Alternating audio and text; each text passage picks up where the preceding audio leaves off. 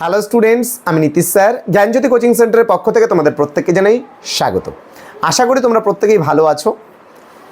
তো তোমাদের আজকে আমি ডিএসই বাংলা 6th সেমিস্টার যারা রয়েছে সিবিসিএস এর আন্ডারে এনবিইউতে বিভিন্ন কলেজগুলোতে পড়াশোনা করছো তাদের জন্য কিন্তু আজকের এই ক্লাসটি। তোমাদের কারাগার নাটক থেকে আমি গতকালকে আলোচনা করেছিলাম অতি গুরুত্বপূর্ণ তোমাদের 4-5টি প্রশ্ন নিয়ে 3 মার্কসের। আজকেও কিন্তু একইভাবে আমি 3 মার্কসের আরও কিছু প্রশ্ন নিয়ে কারাগার নাটক থেকে আলোচনা করব। দেখো, সবার প্রথম কথা আমি তোমাদেরকে বলবো, তোমরা প্রত্যেকে খুব ভালো করে ক্লাসগুলো দেখো।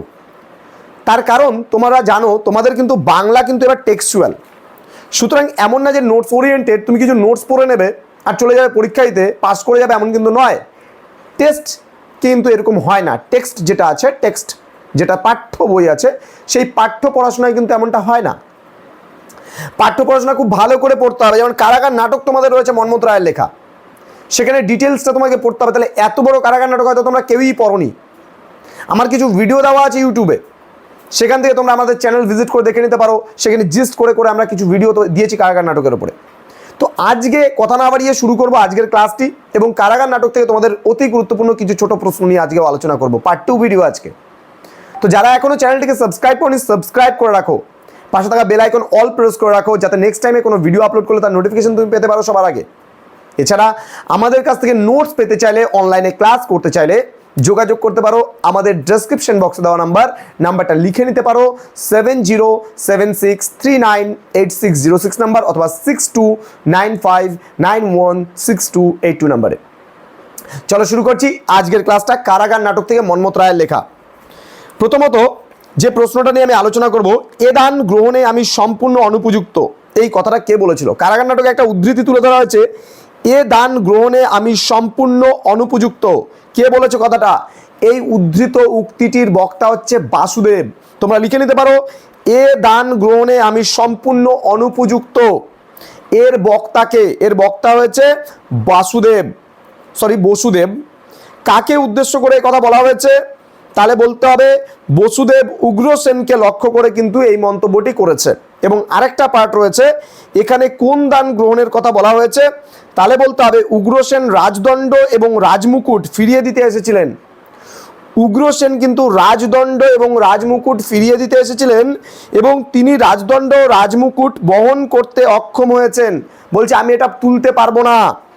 বসুদেব তা গ্রহণ করতে সম্মত নন, বলছে বসুদেব এটা নেবে না। তো তিনি রাজমুকুট অর্জন করবেন এবং দান নেবেন না। তাহলে বোঝা গেল আশা করি আজকের ক্লাসটা বুঝতে পারলে। নেক্সট প্রশ্ন যেটা আমি আলোচনা করব, ধ্যান দেবে একটু।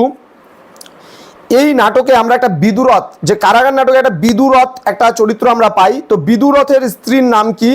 তার সন্তানের নাম কি? স্ত্রী কার জন্য প্রার্থনা করেছিল?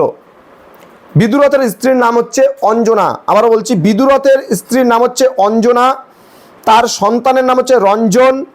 মনে রাখবে, তার সন্তানের নাম হচ্ছে রঞ্জন। এবং স্ত্রী কার জন্য প্রার্থনা করেছিল যদি বলে, তাহলে পুত্রের জন্য সে দেবতার কাছে প্রার্থনা করেছিল, অসুস্থ পুত্রকে সুস্থ করার জন্য তার কিন্তু এই প্রার্থনা। তাহলে কারাগার নাটকে বিদুরথের স্ত্রীর নাম কি? অঞ্জনা। তার সন্তানের নাম কি যদি বলে, বিদুরথের সন্তানের নাম রঞ্জন। আর স্ত্রী কার জন্য প্রার্থনা করেছিল? সে তার পুত্রের জন্য প্রার্থনা করেছিল, যে অসুস্থ অবস্থা থেকে সে যেন সুস্থ হতে পারে, তার জন্য কিন্তু তার এই প্রার্থনা। পরবর্তী প্রশ্ন,